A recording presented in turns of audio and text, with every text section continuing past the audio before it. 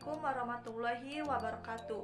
Perkenalkan, nama saya Puput Fitria dari Manajemen Keuangan 5C Reguler Universitas Muhammadiyah Cirebon. Saya di sini akan menjelaskan tentang manajemen isu dan krisis. Langsung saja kepada pembacaan materinya, yaitu yang pertama, definisi isu.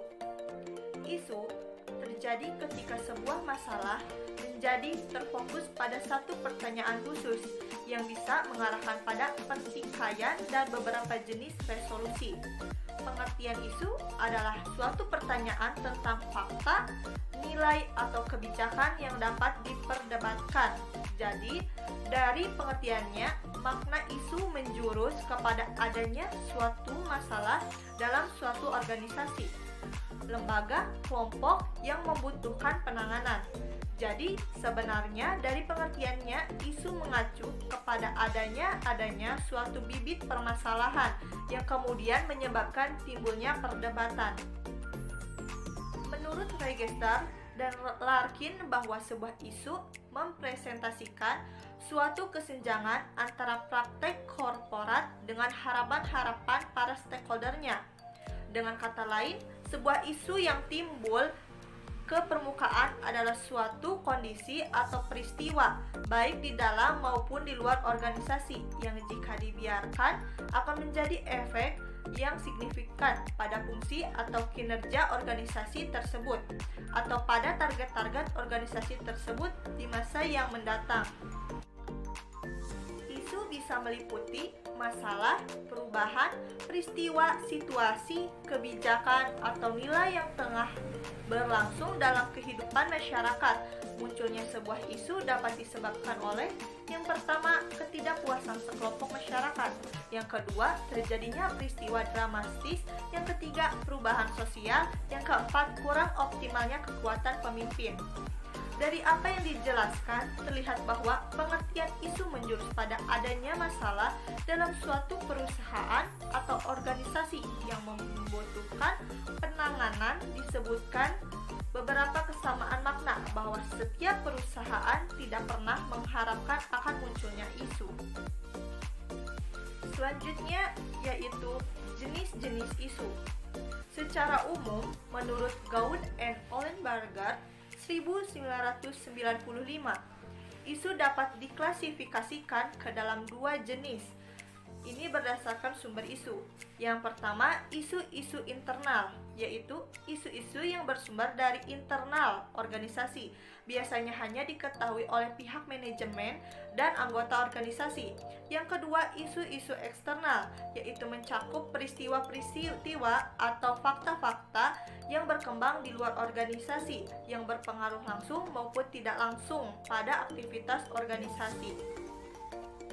Dalam tulisan Harrison 2008 dapat dideskripsikan dua aspek jenis isu, yaitu yang pertama, aspek dampaknya. Ada dua jenis isu, yaitu defensif dan ofensif isu. Defensif isu adalah isu-isu yang membuat cenderung memunculkan ancaman terhadap organisasi. Karenanya, organisasi harus mempertahankan diri agar tidak mengalami kerugian reputasi. Ofensif isu adalah isu-isu yang dapat digunakan untuk meningkatkan reputasi perusahaan. Yang kedua, aspek keluasan isu. Ada 4 jenis isu, yaitu yang pertama, isu-isu universal, yaitu isu-isu yang mempengaruhi banyak orang secara langsung, bersifat umum dan berpotensi mempengaruhi secara personal, sifatnya lebih iminen. Yang kedua, isu-isu advokasi, yaitu isu-isu yang tidak mempengaruhi sebanyak orang seperti pada isu universal. Isu ini muncul karena disebabkan kelompok tertentu yang mengaku representasi kepentingan publik. Isu ini bersifat potensial. Yang ketiga, isu-isu selektif, yaitu isu-isu yang hanya mempengaruhi kelompok tertentu. Bisa saja isu yang muncul berkaitan dengan kepentingan orang banyak, tetapi hanya pihak tertentu saja yang terpengaruh oleh isu tersebut dan lebih memperhatikan isi ini. Yang Yang keempat, isu-isu praktisi, yaitu isu-isu yang hanya melibatkan atau berkembang di antara para pakar. Selanjutnya yaitu tahapan isu. Tipisnya, perbedaan antara isu dan krisis sangatlah penting bagi seorang public relation untuk memahami tahapan perkembangan isu.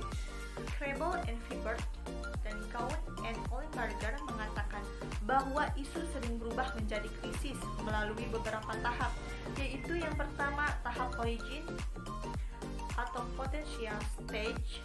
Pada tahap ini, seseorang atau kelompok mengekspresikan perhatiannya pada isu dan memberi opini. Yang kedua, tahap mediation dan amplification.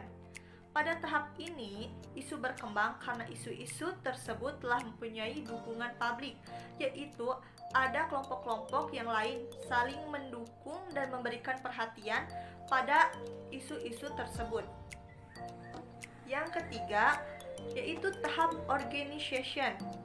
Disebut tahap organisasi karena pada tahap ini publik sudah mulai mengorganisasikan diri dan membentuk jaringan-jaringan.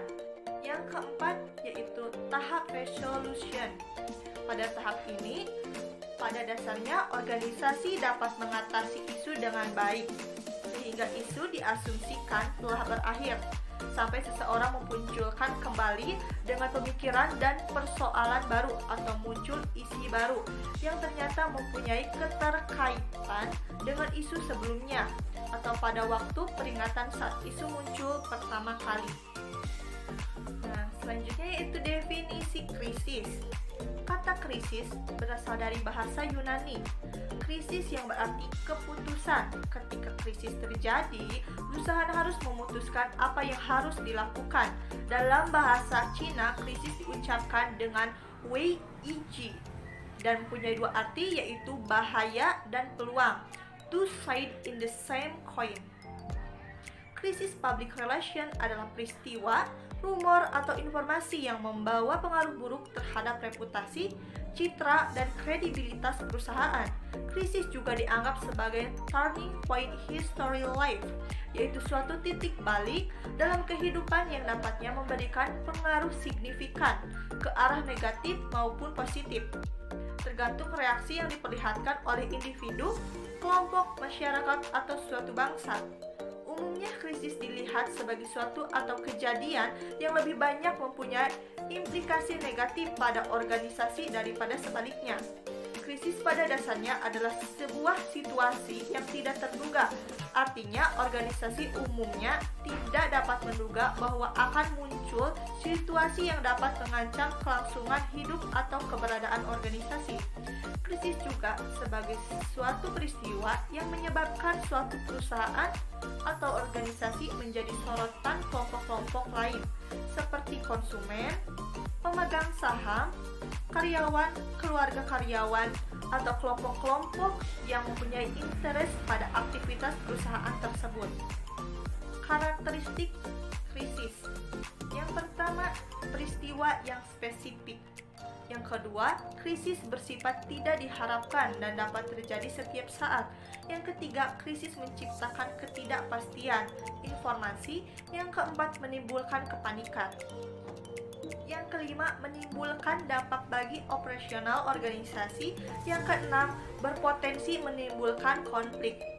Sumber dan jenis krisis. Adapun faktor-faktor penyebab krisis yaitu yang pertama, krisis karena bencana alam. Yang kedua, krisis karena kecelakaan industri. Yang ketiga, krisis karena kegagalan produk. Yang keempat, krisis karena persepsi publik. Yang kelima, krisis karena hubungan kinerja yang buruk. Yang keenam, krisis karena kesalahan strategi bisnis. Yang ketujuh, krisis karena terkait masalah kriminal. Yang kedelapan, krisis karena manajemen. Yang kesembilan, krisis karena persaingan bisnis. Menurut G. Harrison dan White and Mazur menyimpulkan bahwa krisis secara umum dapat disebabkan oleh dua sumber, yaitu dari dalam dan dari luar organisasi. Sumber krisis dari dalam organisasi antara lain manusia, manajemen, dan teknologi. Sumber dari luar yaitu peraturan-peraturan, pemerintah, bencana alam, dan kerusakan yang dilakukan oleh orang lain. Krisis dapat dikelompokkan menjadi beberapa jenis, yaitu yang pertama, krisis teknologi. Yang kedua, krisis konfrontasi. Yang ketiga, krisis malevolence. Yang keempat, krisis manajemen.